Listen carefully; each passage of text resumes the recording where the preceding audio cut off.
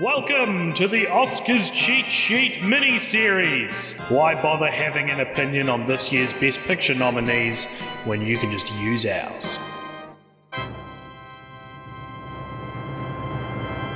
Welcome, everybody, to the Cult Popture podcast, where you're joining us for our Oscars Cheat Sheet mini-series where we discuss all the films nominated for Best Picture in these 2022 Academy Awards. I'm AJ, joined by Richard and Aaron, our actor/friend, who we always get to come on to talk about the Oscars. And we always introduce him like that. That Always. bite, that actor perspective bite that the Oscars episodes need. It's actually in my contract. You have to say actor/friend.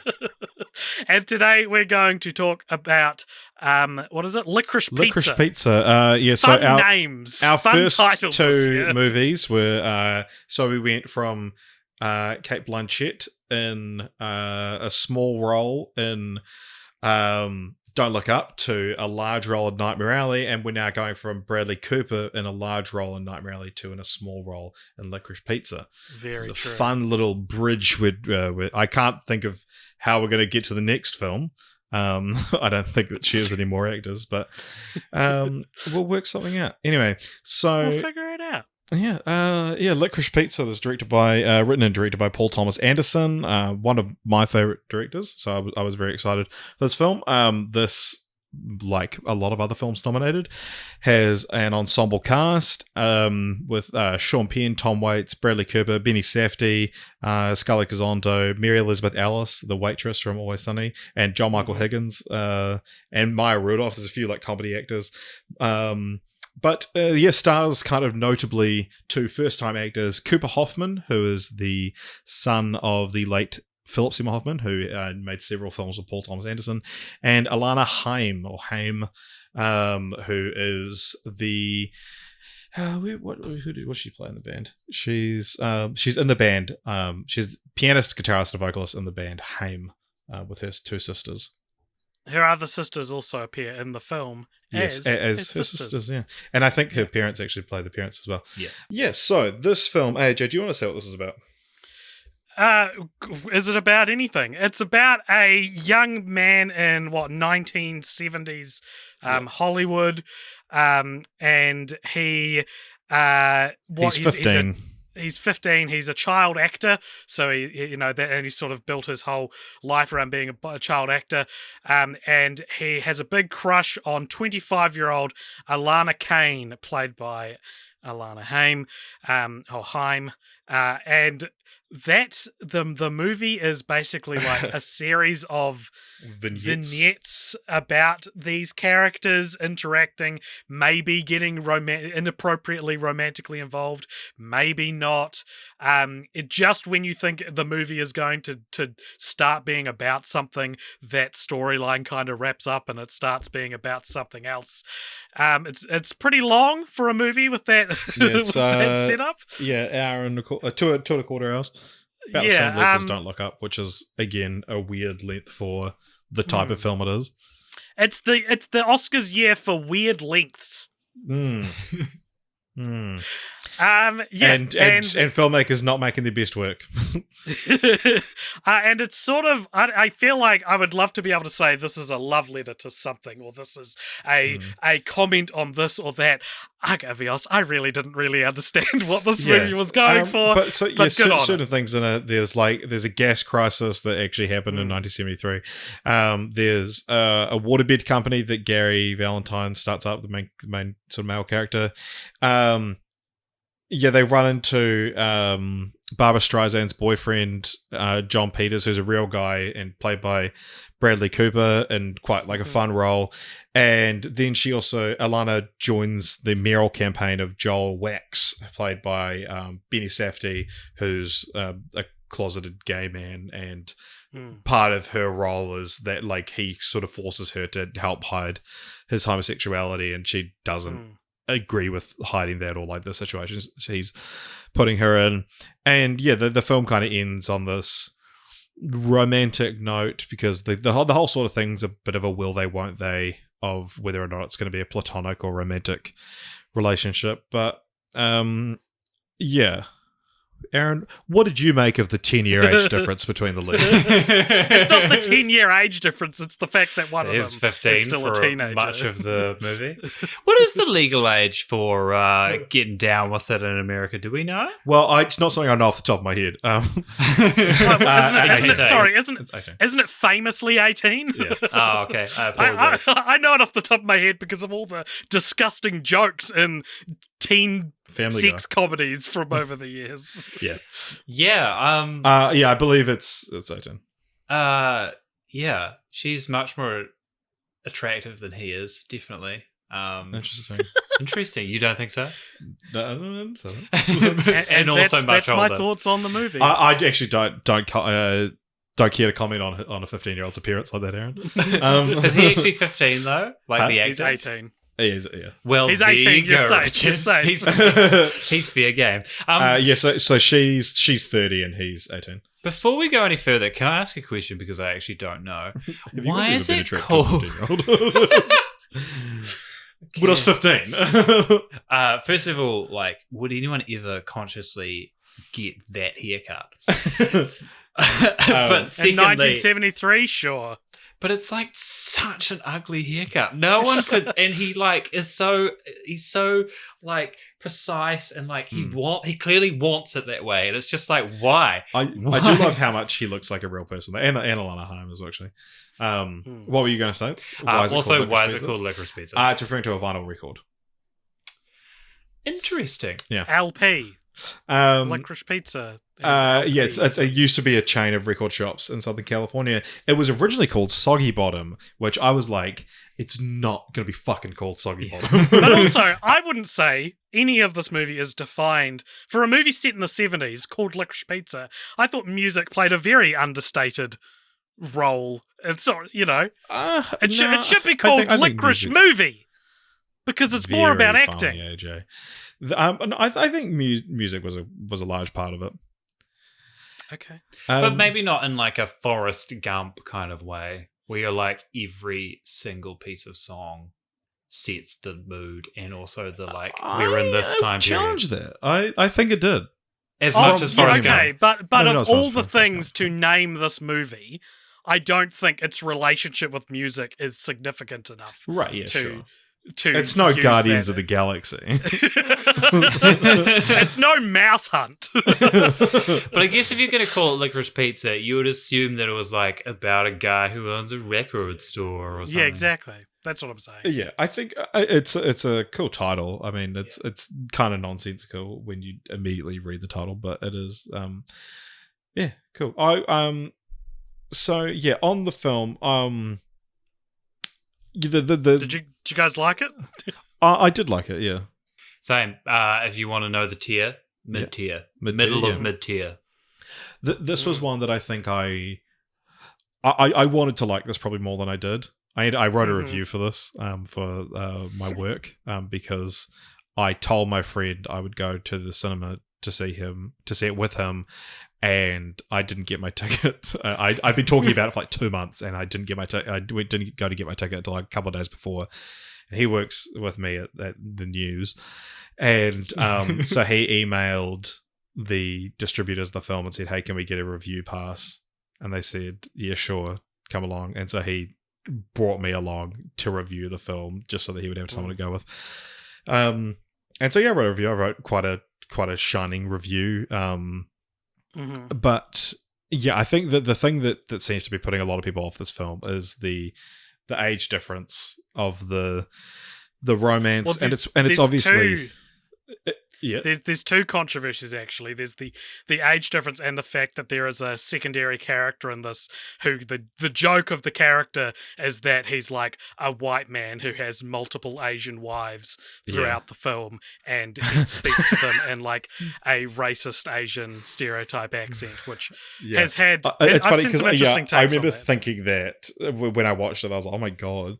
But then at the same time, John Michael Higgins' performance is so funny in the film that it's like, it's one of those ones where it's like, this is actually just so funny that I'm laughing. But at the same time, I'm thinking like, am I allowed to laugh at this? Well, because I've seen some interesting takes, and I've seen some people say, like, imagine if you're an Asian person and everyone's laughing at that joke. Like, how do you know what part they're laughing at? And I've also seen some takes on Twitter that people are like, it's just a joke. but it's like the man is basically walking around with a sign above his head that says, like, you know, I am a commentary on white capitalists in the 70s, you know, so... Yeah. I get, and like, how much should a movie explain? And when Paul Thomas Anderson was asked about it, he was like, "Oh God, I didn't even think about that." Apparently, he was confused by the questions. So. Yeah, he was like, I didn't even ask him to do that. I don't see race, so I didn't realize it was an accent. I didn't realize he was changing his accent. But the age difference between the two, and I think for me, there's like one scene that like.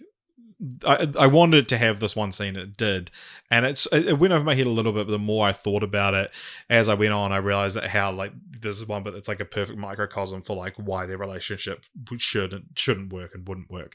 And it's so they've run out of gas and they've fucked up John Peters, Bradley Cooper's car, and he's coming after them angry, and so they chuck the car in this moving van there, and they chuck it in neutral and like roll down the hill backwards, and it's like they're going through traffic and all this stuff, and then when they finally come to a stop, and it's like super dangerous, that like Gary is like pounding the roof, cheering, and like, oh my God, this is the most exciting time of his life, and Alana is like clutching the steering wheel, white knuckled, and just sort of like, oh my God, that was like the most horrific experience of my life. We could have died. And that's the difference between being 15 and being 25 is finding that experience like exciting and amazing, or finding it terrifying and realizing life-defining. Yeah, and it's like and that sort of that scene, I think, really was and it ends up being kind of a turning point in the film for Alana's character, realizing like, I shouldn't hang out with these fucking kids. But yeah, I think, you know, whether or not you find the relationship creepy, I didn't realize the ages the whole film. I knew he was still in high school, and that was like the thing, and that she was out of high school, but I didn't realize she was 25 and he was 15.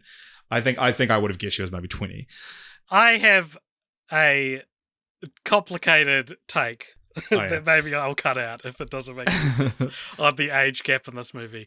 There is a comedy song by internet personality Matt Watson called "I'm in Love with My Dad," and it's a song about the singer of the song singing about like the sex he has with his dad, and the song is so ridiculous and so funny that it transcends realistically confronting incest or molestation, and instead becomes about the absurdity of like, what if you were in love with your dad? And I think in a similar way, this is less about like, it's the sordid relationship between a 15-year-old and a 25-year-old, and instead it feels like the film wants to have like a taboo / an unconventional love story at its center that it's hoping will transcend and bypass or ignore or not really confront abuse or, you know, that sort of thing. I don't know if it succeeds, but it feels in similar way to Almost Famous, it feels like it's not really wanting you to consider the realistic version of this and more like the coming of age. Yeah. Well, and it's also the same thing as Almost Famous, where people try to be like, well, you know, imagine if the genders were reversed, like it would be so creepy, and it's like, yeah, to that I say, yep. I have nothing to say. I think it's a film which like so like that's probably why he made the genders that way. It's a film that wants to be unconventional with its love story, and that's it. That's as far as it is. The film itself is willing to think about those things. And is that irresponsible? Maybe it is. I'm just saying the way I interpreted that story. Yeah. Just asking questions. My issue with this film was not the age gap. It was just not the kind of movie that I know how to. Yeah, it's a hangout, character driven piece. What do you think of those, Aaron? I've been thinking. I think the other day, in the shower, I was kind of thinking about it because, like, Are you naked? I was naked. Oh my god! And I was thinking about his sweet, sweet haircut and how much it does it for me. No, he's 15. No, the actor's 18, so it's all good. No, he was younger when he probably filmed 17 during filming. Oh, no.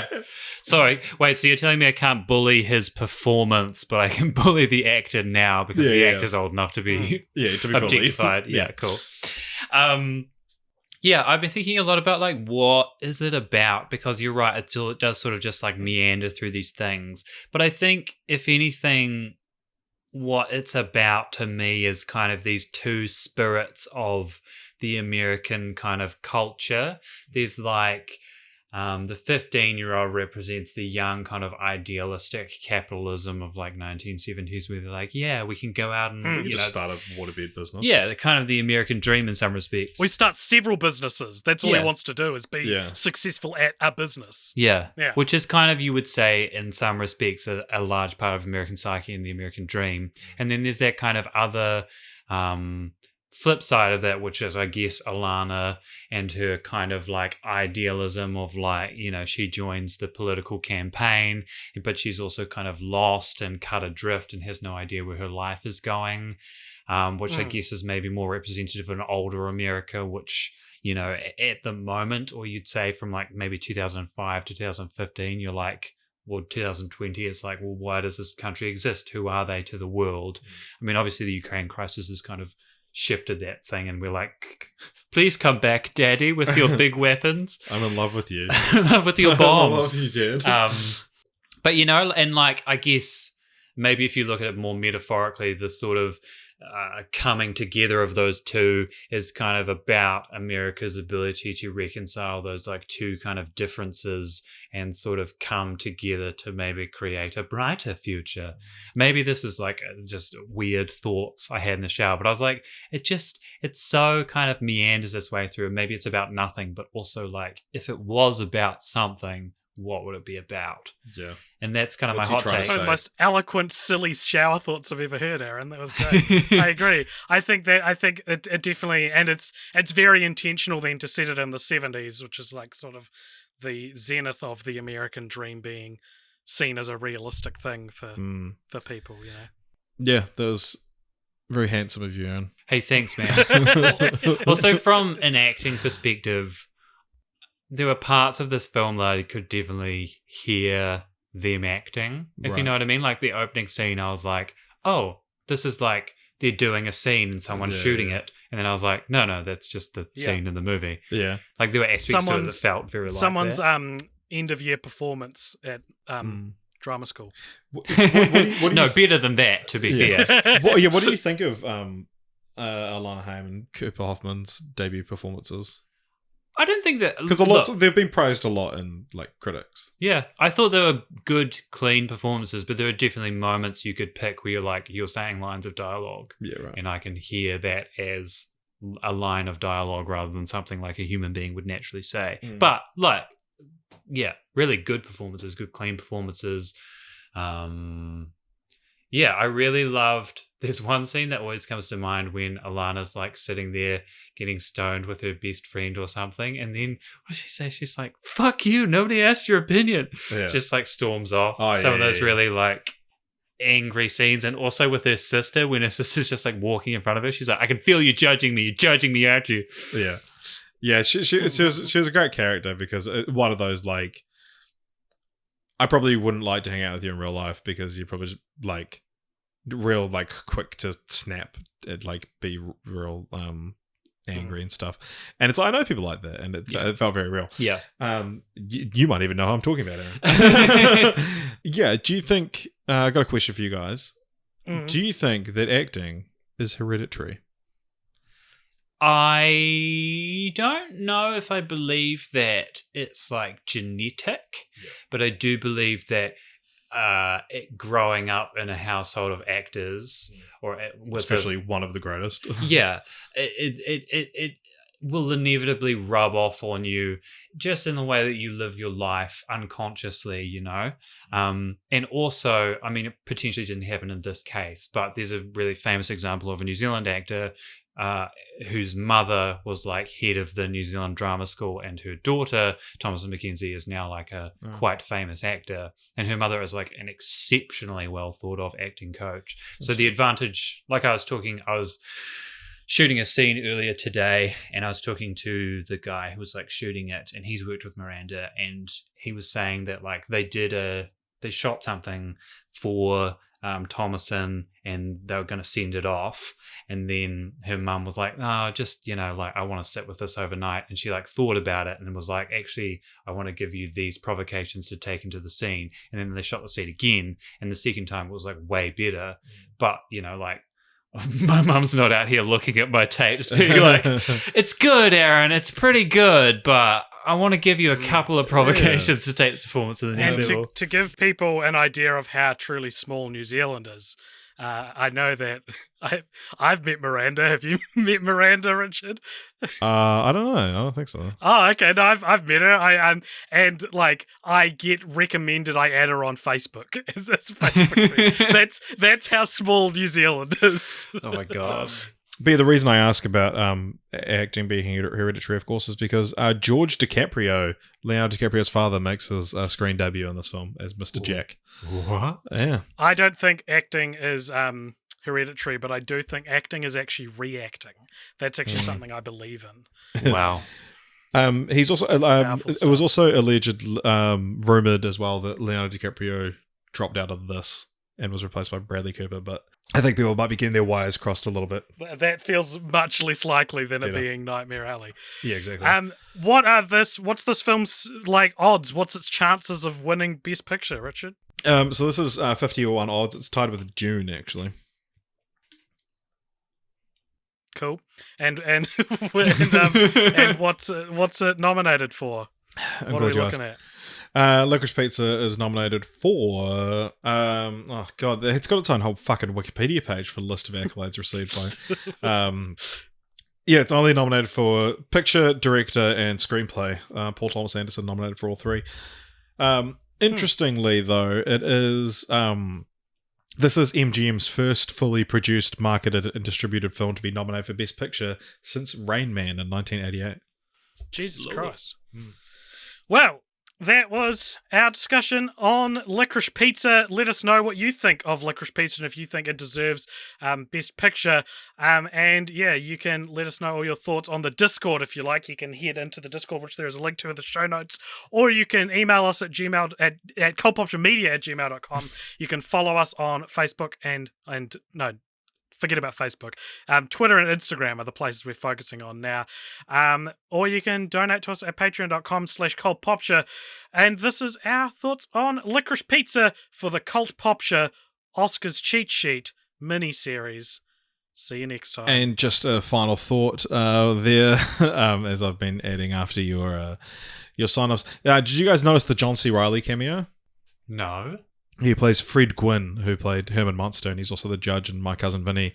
It's like, as the camera's going past me, he's like, "Yeah, I mean, like, I was in the Munsters." And it's like one line of dialogue. You can't even really see him, but it's like so obviously John C. Reilly's voice that it was fun. And what's our next film we're going to talk about? All right, well, I mean, I did say it's tied in terms of odds with Dune.